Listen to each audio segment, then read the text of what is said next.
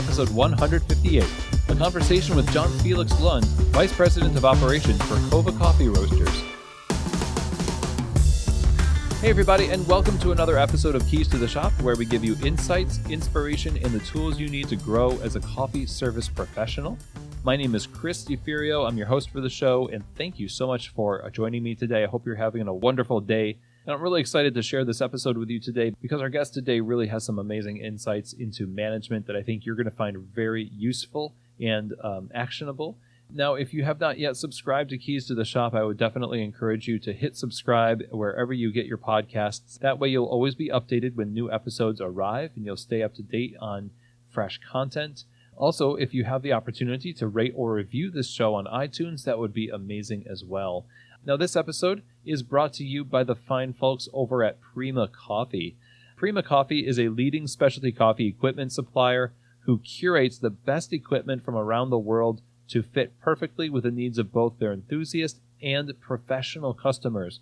So you could just be looking to have an amazing home bar, or if you're looking to get some commercial equipment for your soon-to-be first shop or your second store, or if you just want to upgrade what you're using now to something even better or more of a fit for where you're at in your business, this is the company to go through. Prima-coffee.com, that's their website.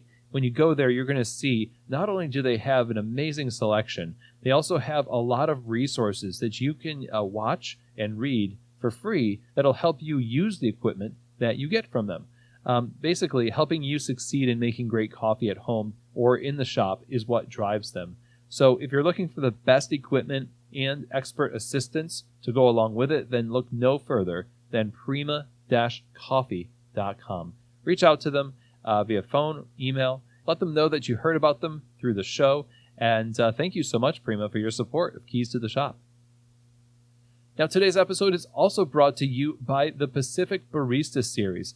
The Barista Series is a line of plant-based performance beverages that are designed specifically for professional baristas in the standards for excellence that they demand. So they have an amazing lineup of almond, soy, coconut, rice, or oat milk. Anything your customer can ask for, they have it.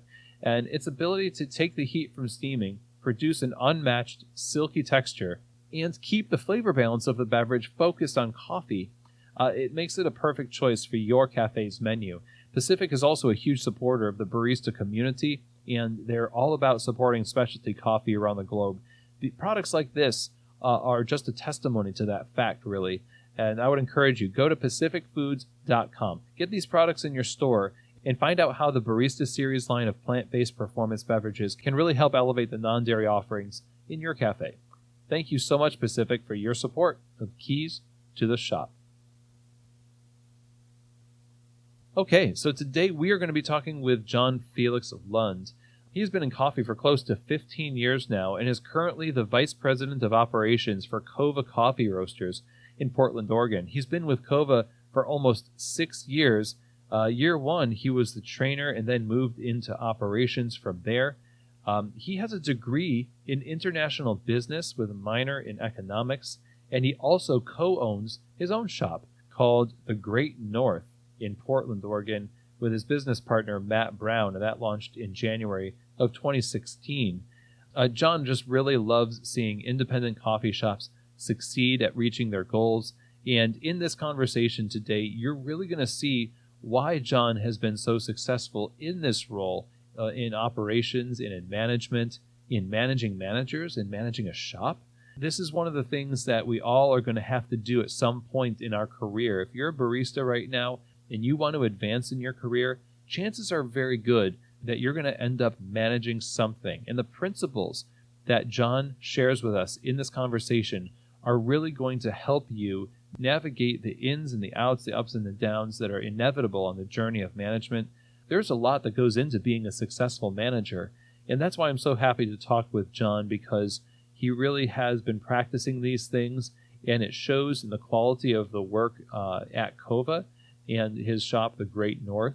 So yeah, I'm really thankful to have gotten an opportunity to talk with Jon, and I'm looking forward to sharing this with you. So let's get right to it. Here now is my conversation with the Vice President of Operations for Coava Coffee, Jon Felix Lund. Well, John, welcome to Keys to the Shop. I'm excited to have you on the show. Thanks so much. It's an honor to be able to have a conversation with you on your podcast. So you've been in management for a while now. You've been managing people in shops, and that's what we're going to be talking about today. Primarily is lots of different elements of management, operations management, working with a team. I'm interested to know how you got your start in coffee and what led to kind of entering into management and operations management specifically as a sort of a focus. Of course. Yeah. My start in coffee, like many people, was when I was younger, and my spark kind of into coffee really happened in college. But one of the areas that I found that my story is a little bit different from a lot of folks that I've met in coffee is I was primarily interested in the global kind of supply chain and nature of the coffee industry and the business model prior to kind of getting my first really amazing culinary experience with coffee. So I was studying international business in college, and I've always had a strong interest in small business. And so the idea of the kind of the small business model of a coffee shop and having control over, something smaller, but you get to decide your own future, along with this amazing idea that coffee comes from all over the world and people drink it in every corner of the world.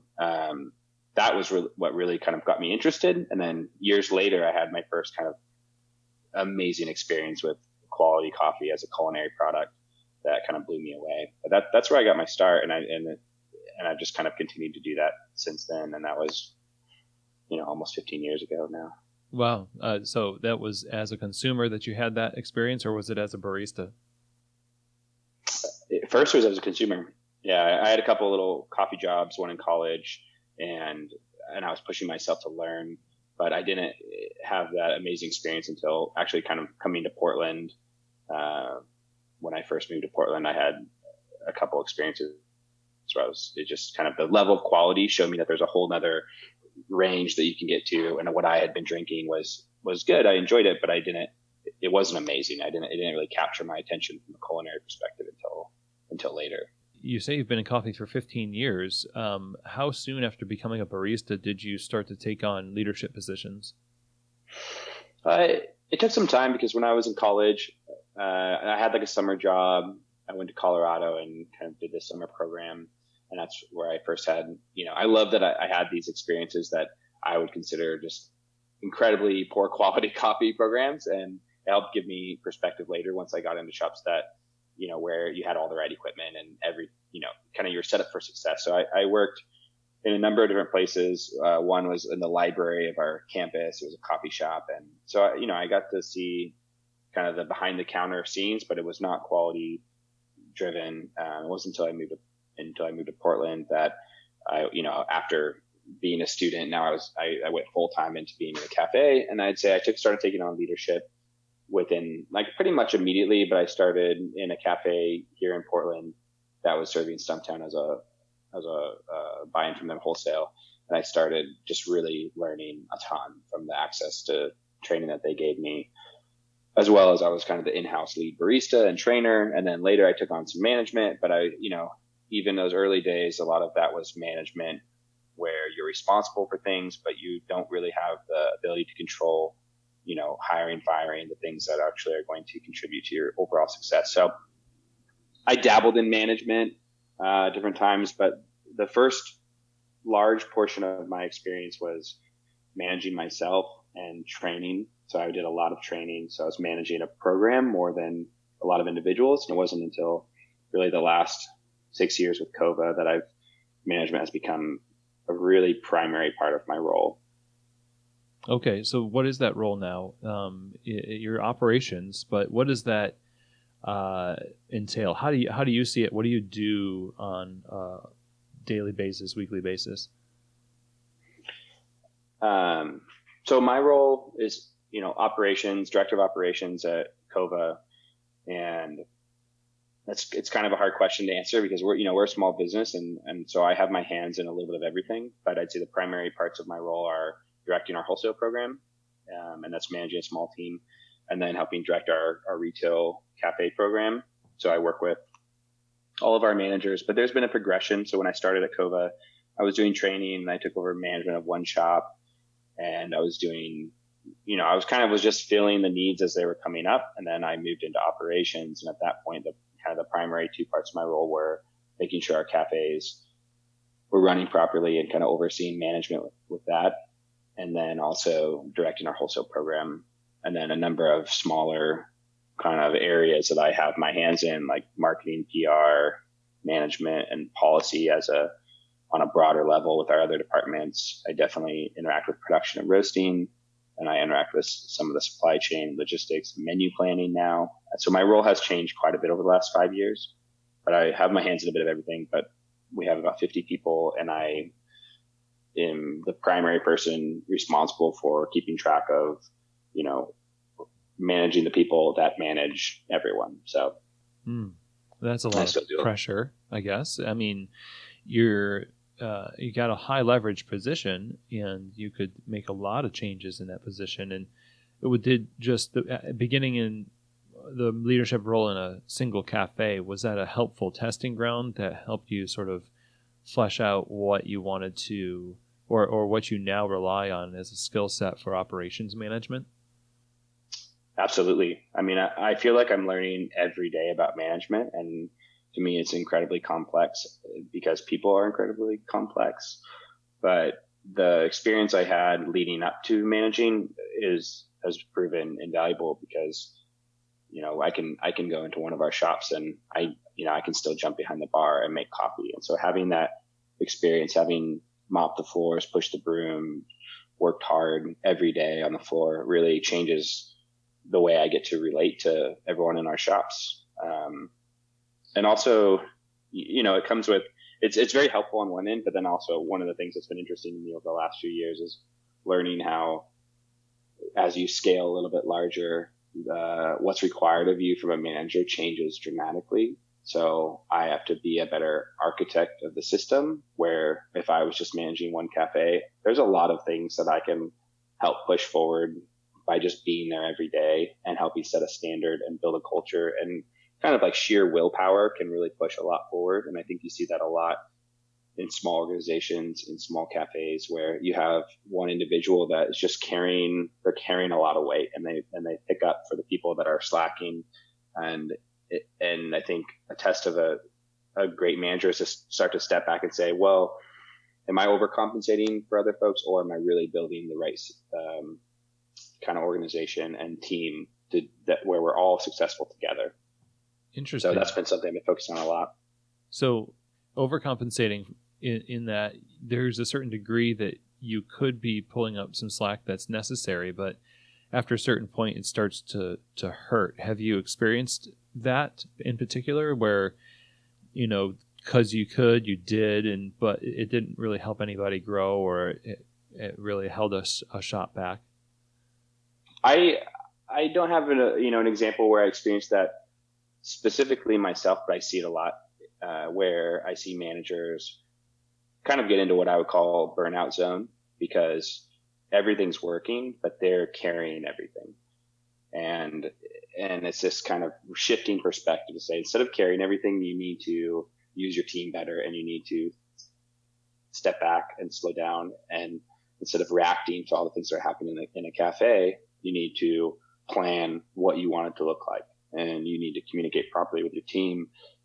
What are the expectations you have of them, and what are the goals for the team? And if you can get everyone on the same page, then your life becomes quite easy as a manager. So I've really started to learn that lesson as my time has become more and more scarce over the last 3 to 4 years. And I've had to navigate so many more responsibilities at home with 2 children. And also, being at work and then having a coffee shop on the side with my business partner. All those things have required me to kind of get outside of myself a little bit and say, are the ideas that I'm building in a way that I'm communicating, is that sufficient to set people up for success? Because I just realized I had leaned so much on my ability to be present all the time and coach people through things all the time. So it's just been, a learning example for me in that area. And I think there are great lessons within that for someone managing one cafe as much as there are for someone, managing multiple departments. It's really about, really thinking about how do you focus your time, and how do you communicate properly and set the right, build the right vision for the team. Okay, so agreed. And what do you do personally to prioritize your week? I mean, do you have some autonomy in your job that allows you to sort of schedule the week that you want? I imagine there's a lot of things that you're just not in control of. Like, practically speaking, what does it look like to plan out your time, because it's more scarce, in a way that will positively affect all the areas that you're responsible for? That's a good question. I'd say I don't plan things out week by, like, in a week chunk as often as I do. I do kind of live by my calendar, so I use my calendar a lot. And because I have, a lot of different folks that need me to answer questions or to move forward on projects, and they need feedback from me. Kind of the way I look at things is I'm looking more maybe at a month and half a year and a year. So I'm taking bigger picture goals and putting those in first, and then building plans to reach those. And I'm trying to track with those regularly, call it every week to 2 weeks. Like, where am I at with some of my bigger picture goals? And my week can look very different from one week to the next, but I do have a significant amount of autonomy. And I think my experience is unique to being in a small business that's growing quickly. Everything's changing all the time. So the most challenging thing for me is carving out enough time, call it 10 to 15% of my time, to think forward, so that I'm not reacting to everything when I'm being proactive. And then I kind of build things into chunks of time. So, all right, what are our goals for all the managers of our cafes, and where are they at? And, where are the yellow flags or red flags with what needs to be dealt with immediately? And then how do we keep pushing things forward and building towards our macro picture goals? So I know that's not a great answer to that question, but my week can really change week to week. And so I'm always looking out at least 2 weeks in advance, and I'm trying to plan. So before I jump into all the things I need to do and, like, eliminating my inbox, I start to look at, okay, what do my next 2 weeks look like? And I start to plan my week. So I'd say that's one of the best techniques that I've developed, is before I even start doing things, I start planning. So I look at what are all the things that are immediate, and what can I push to tomorrow and the next day. And I kind of look at my calendar in that view, and I build out chunks. And also, a lot of it has been, trying to get better about learning about myself and knowing when am I most effective. So in the mornings, can I do some of my, more the computer work, can I protect that time to do, like, when I'm most fresh, to work on things that are, more strategic, or they takes a little bit more, mind, power or effort. And then in the afternoons, I do a lot more meetings, and I connect with people in different ways, because in the afternoons, usually it's just challenging for me to sit down and plan as effectively as I can in the morning. So. Oh, that's definitely a wise way to go about it. Optimizing your energy flow throughout the day. It's hard to sort of push pause on the different stuff that is going to come up during the times that you've protected, because no doubt there is going to be somebody who wants to communicate with you about something, even though you've protected that time. And I guess there's going to be, for anyone's going to want to solve that problem, but you've got to turn that part of yourself off. How do you overcome the struggle to say, okay, well, I know that I could solve a problem here, or I could be available all the time and solve more problems by doing that, I guess. But I need to, take a step back and plan, because in the end, even though it looks like I'm not advancing, I actually am, because I'm gaining perspective. That's a constant challenge, and I think about it mostly through the context of the team that I work with. And so as everything has changed over the last few years, I think it is a little bit more challenging for the people that I work with to understand why I might push tasks onto them, or I might not be as available to help them, but I'm stepping farther away to, in a lot of ways, give them more autonomy to make decisions, where I used to be more involved. And I think that's a natural part of growth. And, one of the things that I think is the largest challenge of my role is that we're growing pretty quickly. And so it's really prioritizing and deciding, well, who needs to do what? And if I did this set of tasks a year ago, well, this year, it really doesn't make sense for me to do them because our individuals in the company are growing and they're taking on more and they have more capacity. And we've been, and they should kind of take some of those things off my plate so that I can focus on other areas. But that's been challenging to communicate properly and to slow down enough to communicate with everyone that I interact with. But protecting my time, sometimes I try to work remote. If I have a lot of work I need to do where I'm not interrupted, I try to work remote and just sit down at a coffee shop or in my house. But primarily, I would say the way that I get that planning, forward thinking done is it's if you think about, you have 40 hours in a week, maybe 50 that I'm trying to work. To me, it's almost always that 40 or 50 hours is taken with things that have to happen. So then it's where can I either carve out some time within that, or can I stay later or come in earlier one day? And that's usually where I get more of my planning done. And we're just now getting big enough to where we have kind of real departments, where it's not just one person in that department or one person and another person. So there's two people. So now kind of we're moving into this period of time where meetings, like proper meetings, are very helpful to just get everyone on the same page and share ideas to everyone's benefit, where a meeting between two people is quite a bit different than a meeting between four people. Yes, indeed. Yeah. How do you manage the communication of delegation without having people feel like they're being abandoned?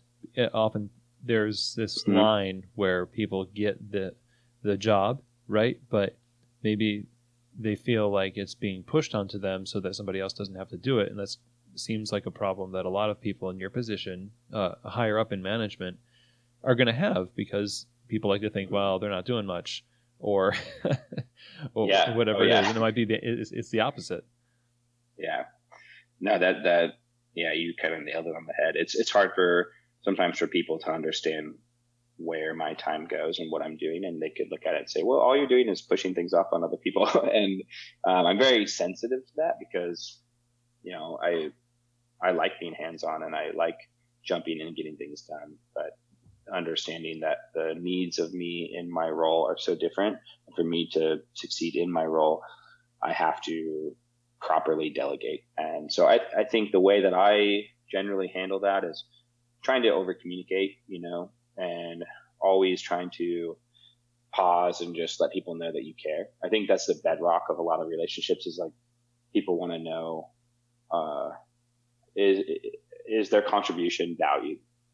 And if it is, I think they're willing to work a lot more. And where you run into challenges is where someone feels devalued. So if I pass something on to someone and they feel like I'm just passing off all the stuff that I don't want to do, I think what that really comes down to is proper communication. Am I communicating why I'm doing that, and then what's on my plate? So that level of transparency to communicate with, hey, these are the things that I'm needing to do right now. Are you able to help me with this? Or is this something, hey, we can stop and take a meeting about? Is this something that would be better suited to be on your plate as we move forward, where it was on my plate for the last 2 years? So I think proper communication, really clear communication, clear expectations. I'd say took a pretty dramatic turn, I'd say 2 to 3 years ago. It's kind of along this idea of, like, you have to have, it's like the no pain, no gain. I think it sounds really silly, but I think we were managing in such a way that we were almost coddling a lot of the folks at the company. And what I started to see happen, and it was all with the best intentions, we were trying to set people up for success, be very transparent, give them meetings, talk about where do you want to go in the company, really focusing on opportunity internally for people to grow and develop. And what we found with the best intentions was that performance was going down. People were less happy.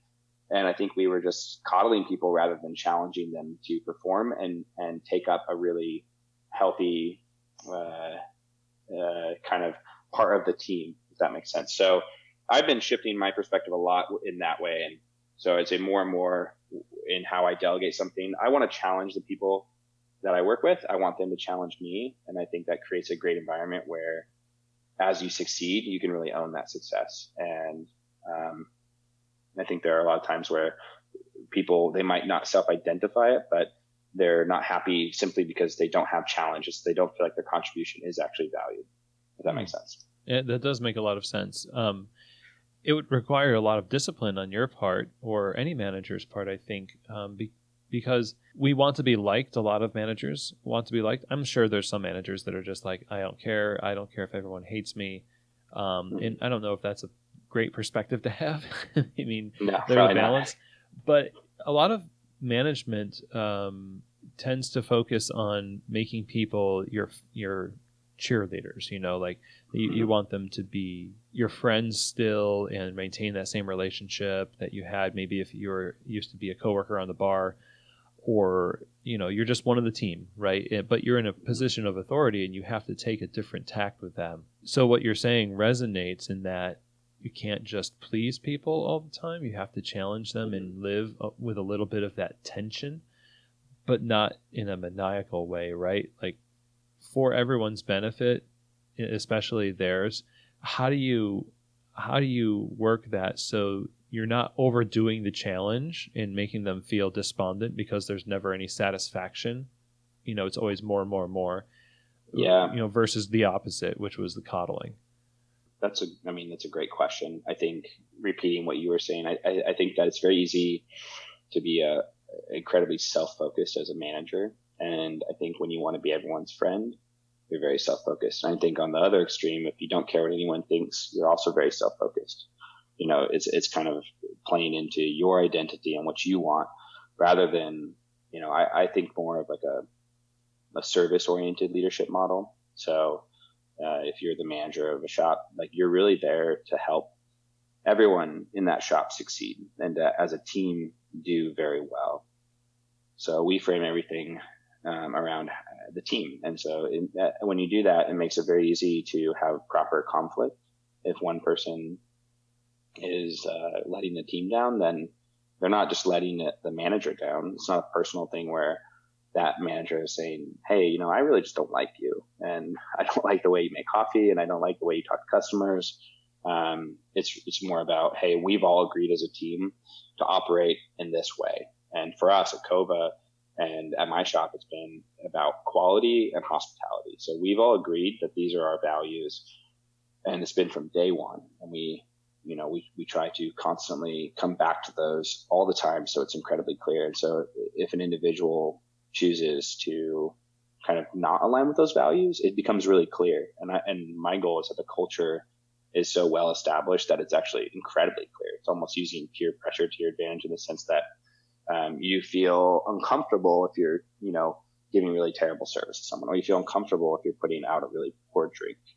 And so I don't know, I guess coming back around to this idea that, you're there to serve the team, and you're also there to fulfill a role. And so you have to, while being an individual in it and bringing all the great things about being an individual, you have to kind of see it through the perspective of it's a role. And I think a teamwork mentality really helps me and other people get around this idea that they either have people's friends or they actually get satisfaction out of everyone hating. Those to me are the same thing on opposite ends of the spectrum. That's a great point. And I think I have to, for me, I one of the things that gives me the most satisfaction in my role is seeing people succeed. And so I have to constantly step that back and say, all right, am I giving you too many chances to succeed simply because I want to see you get there, and not being realistic about, is this actually the right fit for you? Or are you happy in this role? So I've had to learn a lot about that over the last, few years. And I'm not doing it from a perspective of just wanting to be people's friends or wanting them to like me, but more so from a perspective of really believing that, hey, you can do this. You can absolutely do this. Do you want to, and not always calling it soon enough for what it is and saying, you're not happy here. Like maybe there's a better spot for you. It's almost like sunk cost syndrome. You've put so much into them, you don't want to give up. It's a pride issue.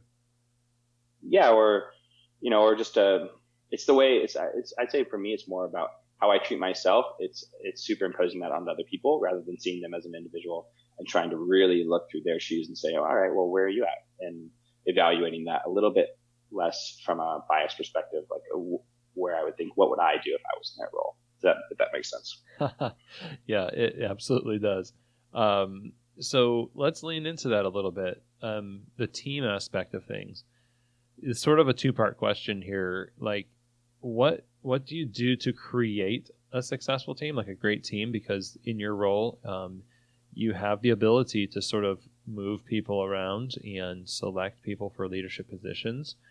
And you have a lot of say in that. And then how does culture fit in? Like the creating and curating a culture where people in that team are critical thinkers, or each individual is responsible for kind of motivating themselves and contributing as an individual, but also as a team member.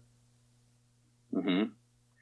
I find that question very challenging because so much of it depends on kind of which department we're talking about. So if it's a coffee shop and we have a manager and then a team of baristas, which is how we run our shops, that's a really different answer than kind of how do I run the back house, like say our wholesale team and everyone that's involved in that, because there's different levels of commitment to those roles. I find it really challenging. I'd say generally my goal is that, like in a coffee shop environment, is that everyone knows that they're there to be a part of a team, and that we get enough time outside of work together as a team. We try to build that in through doing barbecues or events or just getting together, where there's a bit of empathy for your coworker. And I always frame it from the perspective of you're a lot less likely to, close really poorly for someone that's going to open in the morning if you just have a little bit of a relationship with them outside of work. If it's purely transactional and you just talk to them only while you're at work and you never communicate with them outside of work, or you don't kind of develop any relationship beyond a busy shift, I find it a lot of people, it's a lot easier for them, or maybe the way to frame it would be more challenging for them to set their coworkers up for success. Also clear coaching. I think we have a lot of people that come into the shops and we say, what does hospitality mean? What does great service look like? And they shake their head and they're like, yeah, I get it. That's awesome. But they don't actually have the tools they don't know what that means practically. So we have to actually coach them. Like, what does this mean? Like, well, it means how we use our language, and how do we greet someone? How do we make them feel welcomed into our shop? And so a lot of that is coaching. And I always define kind of someone's performance based on, well, number one, how are you achieving in the role? Number two, do you want to get better? And really the only time we draw the line is when it's so obvious that it's like, you kind of are done. You don't really want to get better anymore. But then it's really hard for us to help get that person where they need to be. If they want to, succeed and do better, it's quite easy for us to help them get there, whether it's understanding how to be a good part of a team, or how to make a great beverage, or how to give good service. Then if I was to step back and say, well, with our wholesale team, how do I do that? I think meeting with people regularly and trying to get a great understanding of what motivates individuals, and giving them space to make decisions and to fail, I think is really important. And that's probably one of the hardest things that I struggle with, because sometimes it's easy to want to step in and kind of just take over in certain situations, rather than letting someone go through a process and sometimes fail in small ways to continue to learn and develop. But I think it's critical that everyone on the team feels like they have a part to play, and that they're doing that well. And you have to set them up to do that well. And how do you get people to all be critical thinkers and bring kind of great ideas forward? That's a challenge that I'd say I'm working on right now, and is trying to continue to foster a better environment where any idea, like kind of an idea meritocracy, where any idea is worth considering. And we consider it not based on a power paradigm where it's, hey, if I'm your boss, just whatever I says goes. We consider it based on a kind of, what's the merit of your idea? We put it through a filter and we say, does this fit, kind of our mission and our goals? And if it does, and it's a better idea, well, let's do it. Let's adopt it. And they, again, back to what you were saying earlier, they get to own that because they know they've gone through that filter, and it's a great idea, and they've done the work, and they've worked for that spot on the menu if it's a beverage, or they've worked for that spot on the management team because they've shown themselves to be a great manager of themselves on the bar. And so it makes sense that one of the things that you'd have to do is to kind of get out of the way, because otherwise they can't really show you what they have. It's always going to be a mix of you and them, and you'll never actually see who they are really. Absolutely. Yep. And oftentimes in my role, just when I'm around it, if we're, say there's a training happening and I'm also in the room, well, everything's changed, because I was a trainer for a long time and I work really closely with our trainers. And so everything's changed. So the challenge is I don't actually get to see an accurate perspective of what it looks like when I'm not there because, I'm not recording it on video and then watching it, so it's really about hearing feedback from people. And, it's awesome when it's all positive, and you kind of have to, for me, my type of personality, I just have to give a lot more space, for people to succeed and check in with them regularly and try to create, places where people feel safe to express their opinions and also specifically to express their failures. I think to me, that's one of the biggest trust building pieces. Like you need to be able to tell people when you mess something up and what you're going to do to fix it. Mm-hmm. And if you're always trying to hide your failures, it's the fastest way, I think, to lose trust in an organization. So your reaction, I imagine, is a huge part of what contributes to whether or not they're going to keep bringing you their failures. Mm-hmm. I think it's two pieces. One is my reaction and what we do with it. And then one is, as an individual, are they able to kind of get past their personal fear of, kind of being vulnerable about something that they messed up.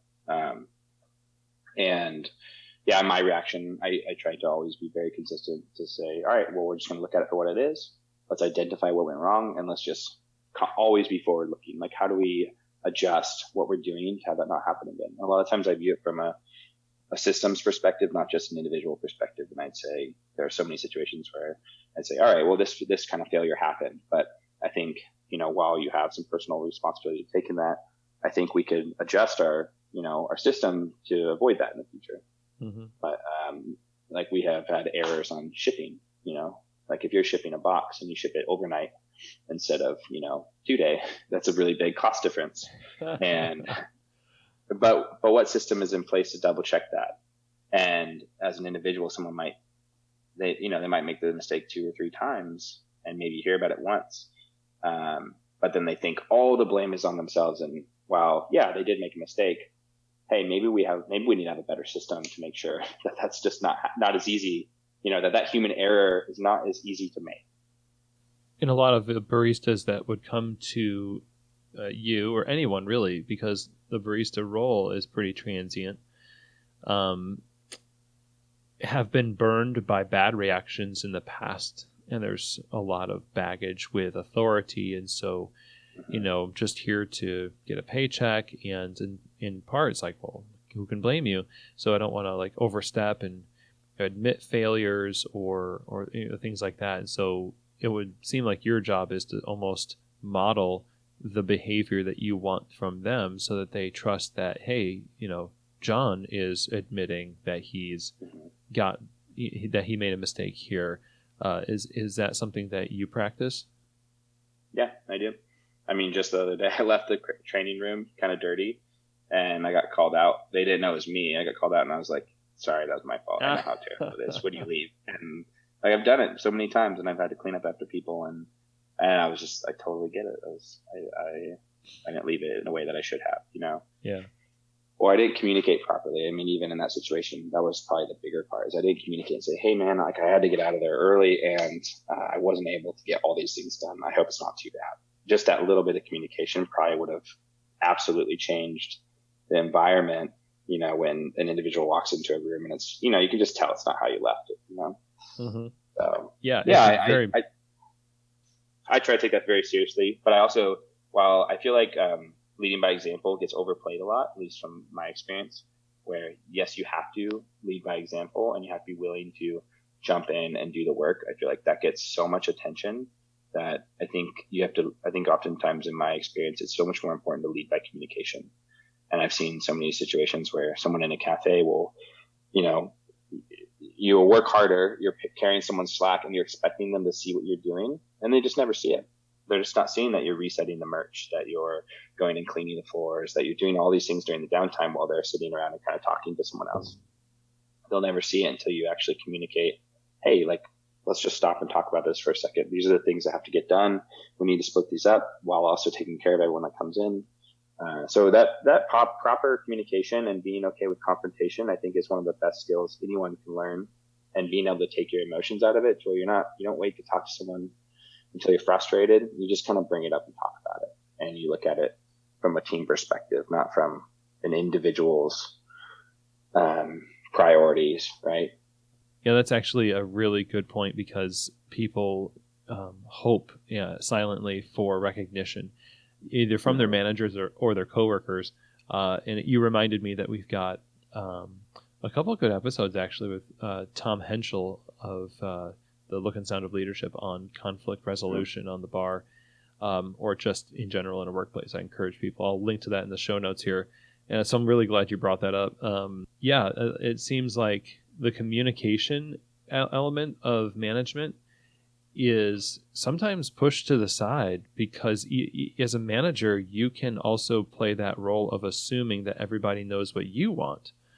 And what's expected of them, but you never have communicated it, or you did it in such a general way that nobody really understood what you said. So when they don't do it, you're just like, gosh, you like remember the situation in a completely different way. And it just creates this bad blood between, the baristas or people who are reporting to you directly and yourself.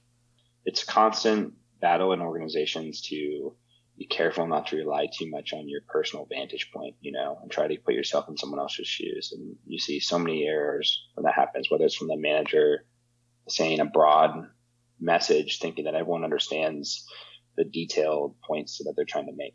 You have to really communicate in a detailed way if you want, and you have to identify those. And the hard part is it's a lot more work. A lot of people are already maxed out, but to put that hard work in will eventually make your life much easier. Is all of this, these little these ways of being a great manager and leading a team, are these the types of things that you share with wholesale accounts? I imagine you get to see the early warning signs a lot more quickly now, having gone through it over the past 6 years or so here at Coava. Is that something that your accounts have benefited from, your experience as a manager? Absolutely. I mean, I try to make, when I work with our wholesale partners or relationships we have, I try to make kind of myself and our team available as the resource in every way. And our goal is to see them succeed. So whether it's management perspective, or talking about finances, or scheduling, or expectations in all kinds of different ways in how you might expect your business to go. Yeah, absolutely. And I think I interact with it in many ways. And I like you kind of brought up, like, you see these early warning signs. I see a lot of new shops kind of out to hire very experienced baristas. And I've seen so many opportunities or situations where it ends up being a really poor fit, because there's a lack of leadership from the person that's starting the shop, because they don't feel comfortable in their skill set. And so then someone else is running their program, and then they feel like they're doing all the work. And you just get these really misaligned kind of expectations and perspectives. And so, yeah, I talk through many of these things with the people we work with, and it's very conversational style. It's not like I'm putting on a clinic about management, but it's just kind of opening up challenges and talking about, well, how have we dealt with those challenges, or what have I seen in different places, what has worked and what has not worked. It's interesting to think about how you want to hire good people, you want to hire skilled people, but you can also tend to overload them and rely on them, and in a sense abdicate your responsibility to lead them. And managing managers is a pretty difficult task. You almost sometimes, I think, owners can feel that the reason they hired them is that they don't want to work or they don't want to work as much as they actually have to when they have a manager. I wonder if you could speak to that a little bit, having experienced this position of operations management and seen so many different examples throughout the wholesale side of the business. Like, what kind of perspective should owners have when they're bringing on managers to their stores? Great question. And I think you're hitting on a huge gap in perspective in a lot of ways between kind of an ownership mindset when compared to maybe entry level mindset. And then there's a whole lot of area in between there.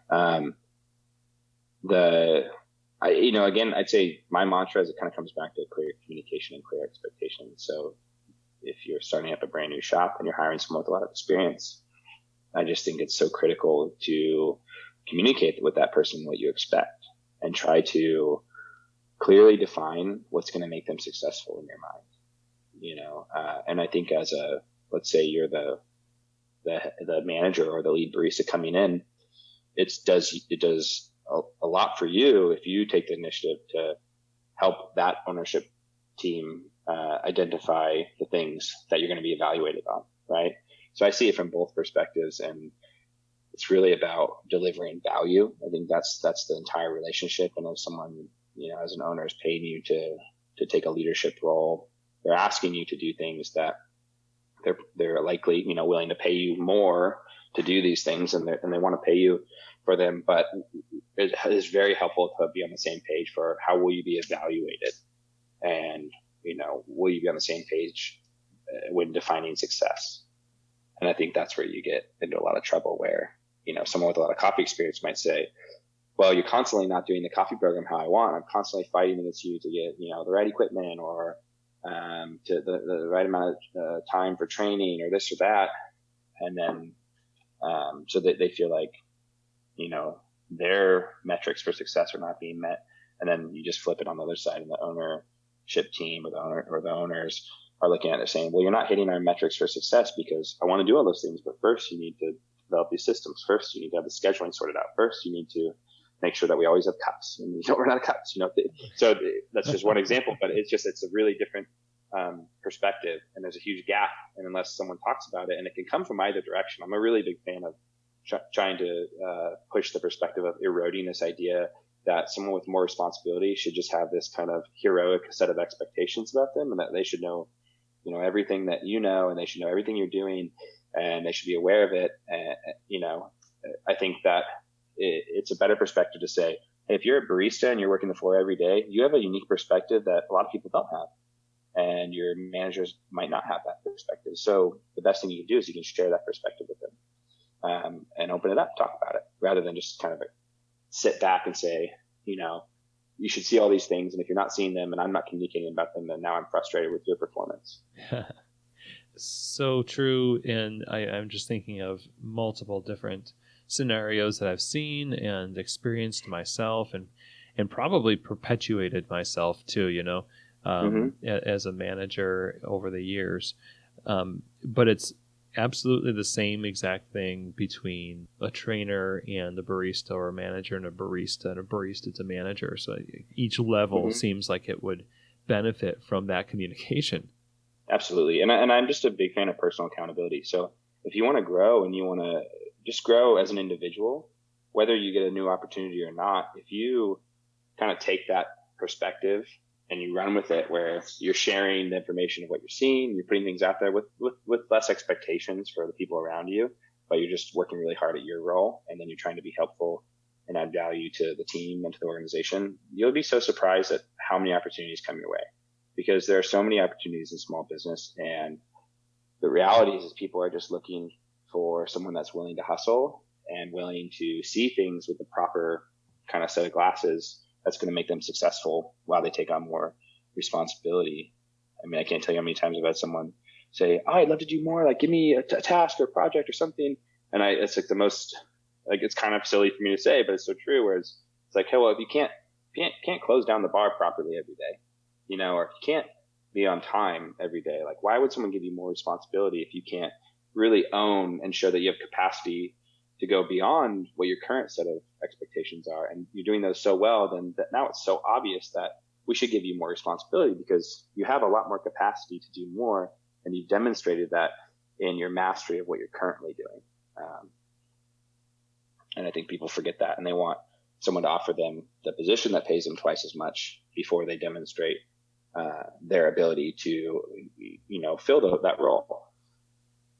Yeah, that's so true. Well said. It's awkward because a lot of people feel like they work up the courage to say those things, and you gotta give them credit for having the courage to like go and talk to their boss about wanting a position, but at the same time, you know, there has to be that relationship where those expectations are given, and in the void of that, they're gonna just go for it because that's their only option, because they don't know if anybody actually sees what they're doing. If they are closing the bar down all the time, what if the manager never sees their great close, and so they don't have any leverage, you know? Yep. And again, I would say it comes back to communication. You can't expect people to see it all. You need to communicate with them. Like if you're working really hard and you pulled, 6 shifts in a row, well, maybe your manager sees it, but maybe you need to communicate that in some way to their manager. Or there are little ways that I think we avoid those things because we're so worried about being self-promoting. And I think the problem is then we're not helping be honest about what we're doing and communicating with everyone. And I think the higher you get up into management, the managers, that's just what they want to hear. So they're never going to think it'll be so obvious when someone's promoting themselves, but they're not actually backing it up with performance. But I think often you get people that they're performing, but they're not communicating in a way that people around them know. They just kind of expect people to know. And that leads to gaps in understanding. And it's a challenge on the side of the management because, yeah, you should be aware and you should be watching and you should be checking other people, but it's also a challenge on the side of the individual to communicate properly what's going on, what they want, what they need, and to define those things. And I think I'm always a fan of, interview for the position, say what you want, but be open to taking the feedback to say, hey, I want to earn $4 more an hour. And, but maybe say, is it possible for me to get there in this role? Can I get there? What would it take for me to get there? And then you have a really productive conversation with a manager to say, well, these are the paths you might have to take to get there. And then you get great feedback, for how you can continue to develop yourself. Yeah. Well said again. I love it. And it's a two-way street in a lot of ways, in that it comes back to personal responsibility, like you mentioned, and that also on the part of the manager. And the baristas developing themselves, in the company are not the only people looking to make a career in coffee. Managers also, especially now that they've been promoted to being a manager, are career focused because they might be salaried or they're at least paid more than they were. Let's hope for as a barista. So, what do you advise people to do in terms of kind of forecasting their eventual growth in the coffee business? If they're concerned about building a career in coffee and thinking forward, like what are some good ways to think forward and let that dictate what you do now? Yeah, that's a great question. I would answer it in a few different ways. One would be try to be value focused in how you understand things. So rather than idealist focused. So organizations are going to run off of value. So if you want to develop an industry, well, first find, am I bringing a lot of value to the company within my role? What are roles where I could bring more value?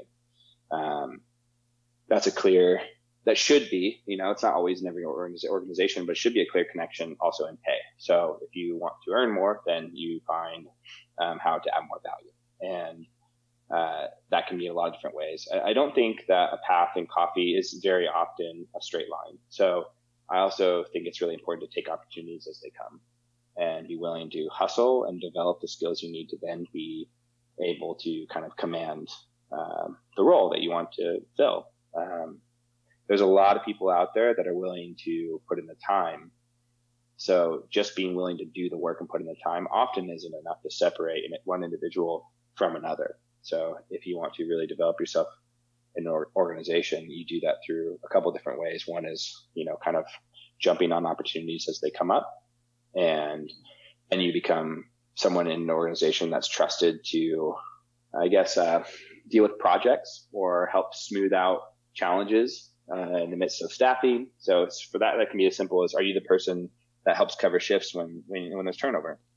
Well, in a cafe, that's incredibly valuable to a company. And if they don't recognize that value, then something's wrong. Or if you get a chance to start training, well, just start doing it if you want to develop into that area.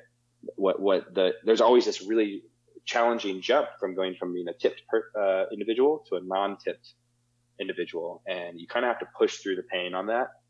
You'll come out the other side in a better place as long as you do well in your role.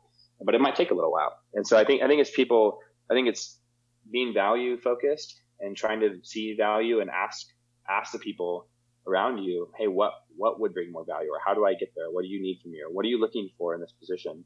If you want to be a manager or a trainer, say, what are the things that you look for when hiring a trainer or a manager? And then you can start to develop those skill sets. Also being opportunistic and just taking opportunities as they come up. And then I think primarily, and lastly, I would say being focused on what you want. Because I think I meet a lot of people that are like, I just want to grow. I just want to learn. I want to go somewhere else. I don't know what's available. I don't know where to go. And it's really hard to get anywhere if you don't do the hard work of deciding what direction would you like to take. And sometimes individual can help you define that, but it's like, that's what everyone's going to ask you. Well, what do you want to do? And it's a huge red flag for anyone in management to want to push someone into a position when they haven't clearly identified that they want that position. Because you don't want to push someone into something and then they look back on it and they're like, I just did this as a favor because you asked me to do it. Right? It just doesn't hold up. That's so true. Yeah, and so clear cut goals and expecting that you're going to have to put in the work to see the results. It's not going to happen right away. It's like starting a new job in a sense, because you remember what it was like to be a barista the first time. It's kind of like that going into management. Absolutely. There's a lot to learn, and the first part of any new role, like you really have to be engaged to quickly onboard the skills that you need, and people are around to help you. I think that's one of the other things I would say is I think there's a lot of folks that feel like they're alone in their development, but if they reached out to folks as a resource to help them, I think there are so many great people in this industry that would absolutely donate their time to help folks develop and grow or identify where they might want to go. I think I see it all over the place. I think we're in a very generous industry in a lot of ways, even though there's a lot of competition, and there aren't a ton of roles, career roles to be filled. When you think about how many roles there are on the floor as baristas, there are a lot less kind of career salary roles. So, but I think it's just positioning yourself to be ready to take those when it's available. So my last question here, just final advice to managers, people in charge of operations in shops. What would you say to them to help them get the most out of that role for their own personal satisfaction, but also to do well by the organization?